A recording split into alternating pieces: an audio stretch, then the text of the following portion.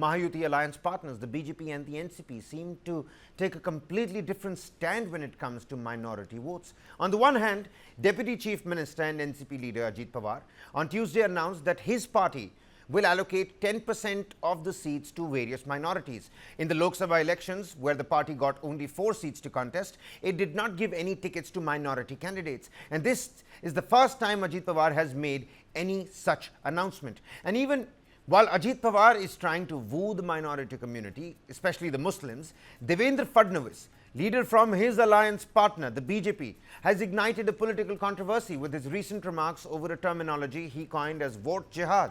Speaking at a public event in Kolhapur, Devendra Fadnavis claimed that vote jihad was evident in 14 out of the 48 constituencies in Maharashtra during the recent general elections. Devendra Fadnavis, who is also the Maharashtra Home Minister, directed his criticism towards the opposition coalition, the Mahavikas Aghadi.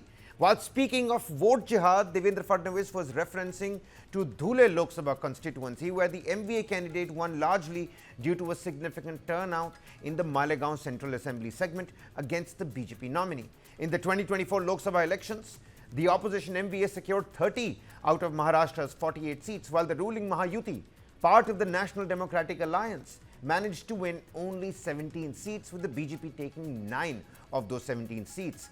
Shiv Sena UBT leader Sanjay Raut, he hit back at Devendra Fadnavis over his vote jihad remarks. मुसलमान है, जैन है, पारसी है, हाँ हिंदू है, अगर इस देश के नागरिक है और वो वोट करते हैं, अगर आपको वोट करता है तो चलता है। अगर ये वोट जिहाद की बात है तो आपने मुस्लिम महिलाओं के लिए ट्रिपल तलाक का कानून क्यों लाया भाई? क्यों लाया? आपको और समाज के लोग देते हैं तो उसको क्या कहेंगे आप? अब महाराष्ट्र में गुजरात के लोग देते हैं बीजेपी को, ऐसे हमको पता चलता है, तो आप उनको क्या कहेंगे? गुजरातियों का वोट जिहाद कहेंगे? और भी समाज के लोग आपको वोट देते हैं, तो क्या चला इस देश में? आप इस देश को फिर एक बार तोड़ना चाहते हैं, फडणवीस जैसे लोग? हाँ, ये गांधी का देश है ना। कल प्रधानमंत्री ने गांधी के ऊपर बहुत बड़ा प्रवचन दिया है, आप देखिए, और बोलते हैं हम सब लोग गांधी विचार से अलग हो गए, तो आप कहाँ गांधी विचार में? Well, now AIMIM leader Varis Pathan, he came out and said, does the Home Minister of the state even know what jihad essentially means? Listen in to how the AIMIM is reacting to it. Bhajpa को अपनी जमीन खिसकती हुई नजर आ रही है। उनको पता चल गया है कि महायुति की जो सरकार है महाराष्ट्र में टोटल फेल हो चुकी है, डेवलपमेंट विकास सबके नाम पे। तो बस इसी तरह की बात करने पे आ गए, पोलराइज करने की कोशिश की जा रही है।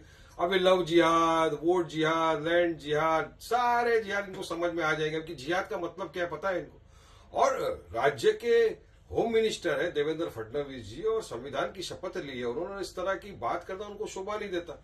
क्या ये वोट जिहाद, क्या ये लव जिहाद?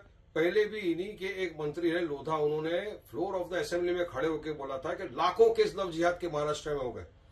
जब इंक्वायरी की मालूम किया तो टाई फिश खोदा पहाड़ निकला चूहा, कुछ भी था ही नहीं उसमें। मगर इनको पोलराइज करना है, हर हद तक ये जा सकते हैं, इसीलिए इन्होंने अपने नफरती चिंटू को भी छोड़ दिया ना कि जाओ मुसलमानों के खिलाफ अनाप शराब बको। रामगिरी कभी बक रहा है, कभी उराने बक रहा है, उनके खिलाफ एफआईआर होते, कोई एक्शन नहीं लेते ये लोग।